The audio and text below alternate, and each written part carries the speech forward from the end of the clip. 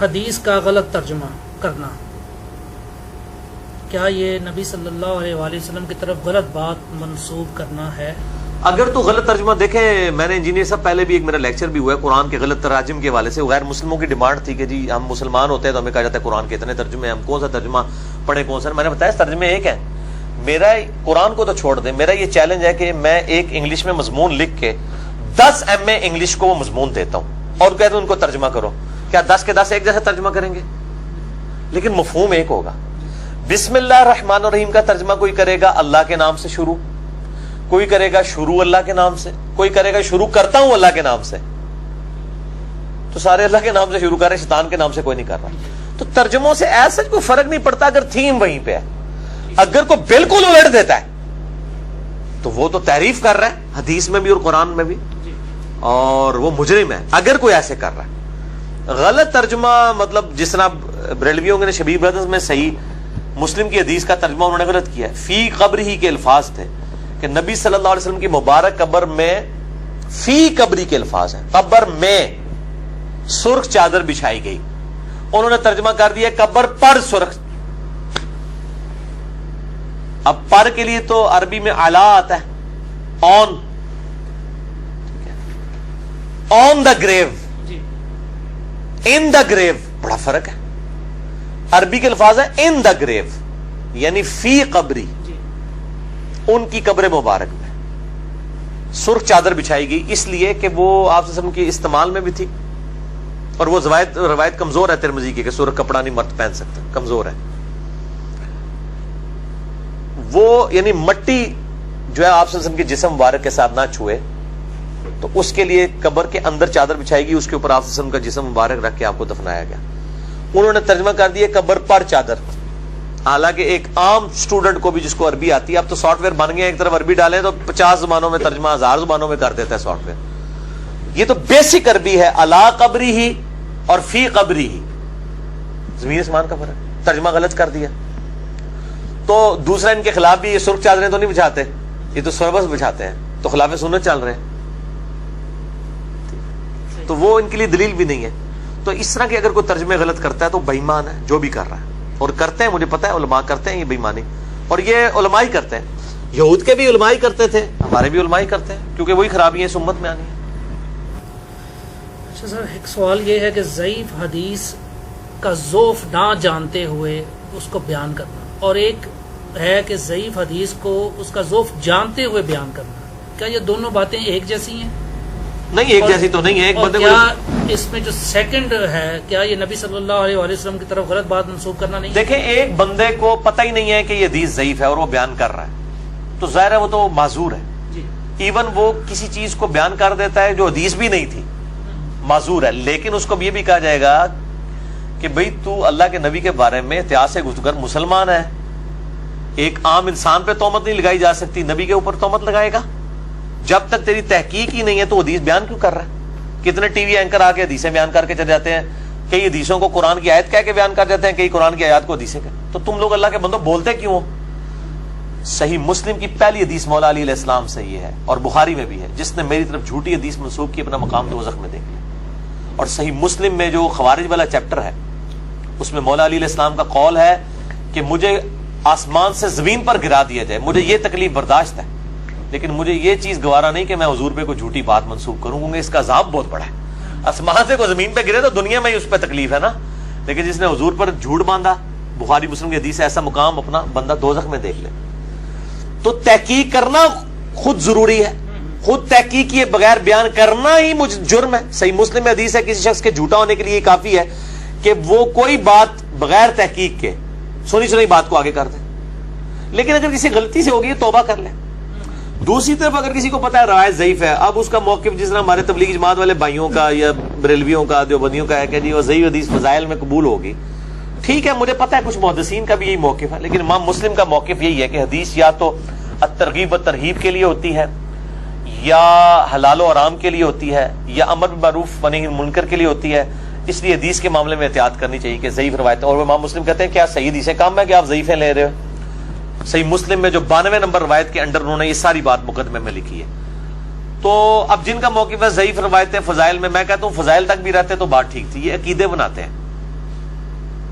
ٹھیک ہے، انگوٹھے چومنے والی روایت بعض محدثین کے نزدیک تو ضعیف ہے، بعض اس کو موضوع بھی کہتے ہیں، وضع کی گئی روایت. اب اسے وہ عقیدہ بنا رہے ہیں کہ جی جو انگوٹھے چومے گا اس پہ شفاعت ہوگی.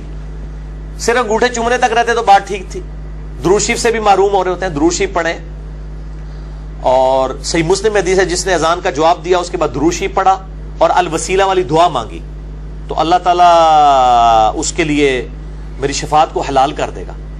تو شفاعت کو حلال کرنے کا یہ طریقہ ہے جو بخاری مسلم میں آیا ہے، الوسیلہ والی دعا، اذان کا جواب اور درود شریف. آپ بتا رہے ہیں انگوٹھے چومنے والا جس میں نہ دعا ہے، نہ درود شریف ہے، نہ الوسیلہ والی دعا ہے، نہ اذان کے جواب کا آپ ذکر. جب آپ سنت کو پیچھے کر رہے ہیں تو پھر اس طرح کی چیزیں. تو انگوٹھے چومنے والی روایت جو ہے یہ یعنی یہ وضع کی گئی روایتوں میں سے ہے. جیسے ابن جوزی کی کتاب ہے الموضوعات، وضع کی گئی بڑی بڑی حدیثیں. ابن جوزی نے المتوفى 597 ہجری انہوں نے ایک کتاب لکھی ہے یزید کے رد پہ. ایک انہوں نے الموضوعات، بڑی بڑی وضع کی گئی روایتیں. اور میں نے پچھلی دفعہ بھی وہ بول ٹی وی والے چینل کو رسپانس کرتے میں نے کہہ دیا تھا کہ ابن جوزی کی کتاب الموضوعات میں یہ روایت ہے. تو میرے اوپر وہ کسی نے کلپ چڑھایا کہ جی کذاب ہے، یہ ہے وہ. بعض کا مکسنگ ہو جاتی ہے. ایک کتاب موضوعات پہ لکھی ہے ملا علی قاری نے بھی، موضوعات کبیر. بیسیکلی یہ اس میں ہے، میں نے اس میں ابن جوزی کا الموضوعات کہہ دیا تھا. خیر انہوں نے انصاف یہ بھی کیا کہ انہوں نے کہا ہم مانتے ہیں روایت کمزور ہے. اور میں نے اس میں یہ بات کہی تھی کہ فقہ حنفی کے تحت یہ مسئلہ بالکل ٹھیک ہے، کیونکہ فقہ حنفی میں خود ملا علی قاری نے بھی موضوعات کبیر میں لکھا ہے کہ وہ اس روایت کو صحیح مانتے ہیں. لیکن ساتھ ہی انہوں نے علامہ سخاوی کا لکھا ہے، سب سے بڑے صوفی جنہوں نے درود شریف پہ القول البدیع لکھا ہے، کہ وہ کہتے ہیں کہ انگوٹھے چومنے والی جتنی روایتیں ہیں نا یہ سب کی سب یا تو جعلی روایتیں ہیں یا ضعیف روایتیں. یہ قول بھی نقل کیا انہوں نے سخاوی کا ملا علی قاری نے. تو ملا علی قاری کے نزدیک بھی ہے اور فتاوی شامی میں رد المختار میں بھی ہے. جو بندی کم از کم بریلویوں کو ٹانٹ نہ کریں انگوٹھے چومنے پہ، کیونکہ فقہ حنفی تو دونوں کی ایک ہے. وہ نہ کہ ضعیف روایتیں ورنہ ان کی فضائل مال بھی فارغ ہوگی. ہم اس کے اوپر کوئی اس طریقے سے کوئی فتویٰ بازی نہیں والا معاملہ نہیں کرتے. ہم کہتے ہیں مضبوط روایتیں بیان کریں. جو امام مسلم نے مقدمے میں لکھا ہے کہ کیا صحیح حدیثیں ختم ہو گئی ہیں کہ آپ ضعیف روایتیں بیان کریں. اور خود مطلب غلام سو سعیدی صاحب نے بھی اس روایت کے حوالے کے نیچے لکھا ہے موضوعات کبیر ملا علی قاری کا، اور انہوں نے بس وہ نقطہ ان کا نقل کیا. یہ انصاف انہوں نے کیا کہ انہوں نے علامہ سخاوی کے حوالے سے لکھا کہ وہ ان روایتوں کا کیٹاگوریکل ڈینائی کرتے ہیں. تو چلے اچھا ہو گیا، میرے ذہن میں بات تھی تو میں کر دی. تو مجھے اپنی کوئی کہیں پہ میری کوئی سلپ آف ٹنگ ہو جائے، کہیں ریفرنس کے اندر آگے پیچھے ہو جائے، مجھے کوئی آر نہیں ہے غلطی ماننے کے اوپر. نہ مطلب اس کے اوپر کوئی بندہ یہ کہے کہ جناب یہ ہو گیا وہ ہو گیا. تو ضعیف روایت بیان ہی نہیں کرنی چاہیے، بچنا چاہیے. کیا صحیح حدیثیں کم ہو گئی ہیں پھر اس کا نقصان ہوگا. یہ صرف فضائل تک نہیں رہتے ہیں، یہ پھر عقیدے بناتے ہیں اسے اور کہاں تک بات لے جاتے ہیں. تو میں کہتا ہوں کہ کل دا ایول ان دا بڈ، چور سے پہلے چور کی ماں کو مارو، یعنی برائی کو اس کی جڑ میں ختم کرو. آپ کمزور روایتیں بیان نہ کریں. ٹھیک ہے سر. ایک حدیث آج میں نے صبح ہی فجر کی نماز جس مسجد میں پڑھی اس میں یہ اس طرح بیان ہوئی تھی، اور جو کچھ بات تھی وہ میں آپ کو بتاتا ہوں کہ کس طرح بیان ہوئی ہے. کہ رسول اللہ صلی اللہ علیہ وسلم گھر میں جب داخل ہوتے تو سلام کہتے تھے. اور اس حدیث کو بیان کرنے کے بعد ایک جو امام صاحب تھے انہوں نے کہا جی کہ ایک فلاں حضرت اور مولانا نے یہ بھی لکھا ہے کہ گھر میں داخل ہوتے وقت گھر میں پہلے دایاں پاؤں رکھنا چاہیے.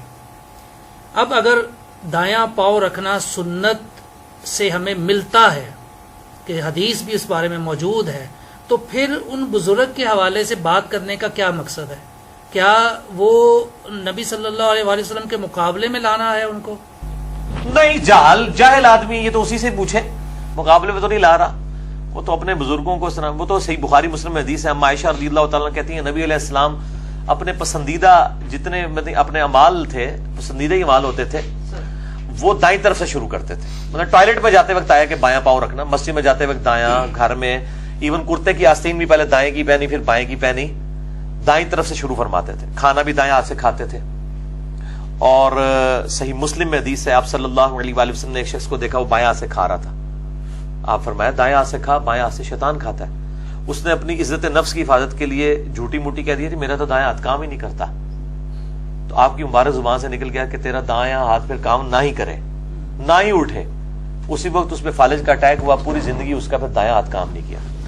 کھانے کے معاملے میں یہ حرام ہے کہ کوئی الٹے ہاتھ سے کھائے، باقی اپنے کام آپ الٹے ہاتھ سے کر سکتے ہیں، رائٹنگ والا، باقی جو چیز دین کے طور پہ تعلیم کی گئی ہے وہ کھانا ہے۔ جوتی بھی اگر آپ الٹی پہلے پہن لیتے ہیں حرام نہیں ہے، خلاف سنت ہے، اور خلاف سنت بھی گناہ والی درجے میں نہیں ہے، افضلیت غیر افضلیت ہے۔ وہ تو ہم اب جو کپڑے پہن رہے ہیں یہ کون سے سنت کے مطابق ہے؟ آپ سے ہم نے تو کرتا اور تہمد استعمال کی ہے، ہم چلے کرتا تو پہنا ہوا لیکن شلوار استعمال کرتے ہیں، تہمد بھی میں کبھی کبھار باندھتا ہوں سنت پوری کرنے کے لیے۔ تو جن سنتوں کو ایز اے دین تعلیم فرمایا آپ صلی اللہ علیہ وآلہ وسلم نے، اس سے آپ نہیں وائلیشن کر سکتے۔ تو دائیں جوتی پہننا، دایاں یہ کرنا، پہلے یہ دایاں کرنا، یہ وہ ساری چیزیں جو ایز اے دین اس طرح فرض نہیں کی گئی ہیں آپ کے اوپر، افضلیت والے معاملات ہیں۔ جو فرض کرنا تھا اس پہ وعید سنا دی کہ دائیں ہاتھ سے کھاؤ، بائیں سے شیطان کھاتا ہے۔ کہیں آپ کو نہیں ملے گا کہ ٹوائلٹ میں پہلا دایاں قدم نہ رکھو کیونکہ شیطان دایاں رکھتا ہے، تم پہلے بایاں رکھو، اس طرح کا کبھی کمپیریزن نہیں ملتا۔ ٹھیک ہو گیا؟ اس میں سر جو مقصد ہے نا سوال کا وہ یہ ہے کہ جب ایک چیز حدیث میں موجود ہے، جیسے آپ نے ابھی کہا کہ دین ہو گیا، وہ چیز دین میں داخل ہو گئی، اس کو ایک بزرگ کے نام کے ساتھ بتانا، یہ کیا معنی رکھتا ہے؟ یہ جہالت کا ثبوت ہے۔ الیاس قادری صاحب کو میں سن رہا تھا، انہوں نے کہا کہ جلال الدین سیوطی شرح الصدور میں لکھتے ہیں، جلال الدین سیوطی نبی علیہ السلام کے 900 سال بعد ایک مولانا صاحب آئے، 911 ہجری میں فوت ہوئے، صوفی، پچھلے 900 سال میں کسی نے یہ بات نہیں نکل کی۔ اور آگے کیا لکھا کہ وہ لکھتے ہیں کہ حضرت جو اسرائیل علیہ السلام تھے، ملک الموت، وہ انسانی شکل میں حضرت موسیٰ کے پاس آئے تو حضرت موسیٰ نے ان کو تھپڑ مارا، ان کی آنکھ نکل گئی۔ یہ حدیث بخاری کے اندر موجود ہے، اور وہ کہتے ہیں کہ جلال الدین سیوطی فرماتے ہیں ان کو پتہ ہی نہیں کہ بخاری کی حدیث ہے۔ تو اللہ کے بندے جڑے بےچارے ایڈے مطلب لا علم لوگ نے، انہوں نے بینیفٹ آف ڈاؤٹ دو، انہوں نے سمجھاؤ کہ اللہ کے بندے تواڈے بزرگاں نے نہیں دسیا بلکہ اے حدیثاں نے۔ تو کئی وہ بخاری مسلم کی احادیث کو بزرگوں کی کتابوں سے بیان کر رہے ہوتے ہیں۔ حدیث بخاری مسلم میں لکھتے ہیں، امام غزالی لکھتے ہیں کہ نبی صلی اللہ علیہ وسلم نے فرمایا۔ وہ امام غزالی تو نقال ہے، اصل میں تو امام بخاری ہیں جنہوں نے پوری سند پہنچائی ہے۔ ٹھیک ہے، تو وہ جہالت کی وجہ سے کرتے ہیں، ان کو ایجوکیٹ کریں آپ۔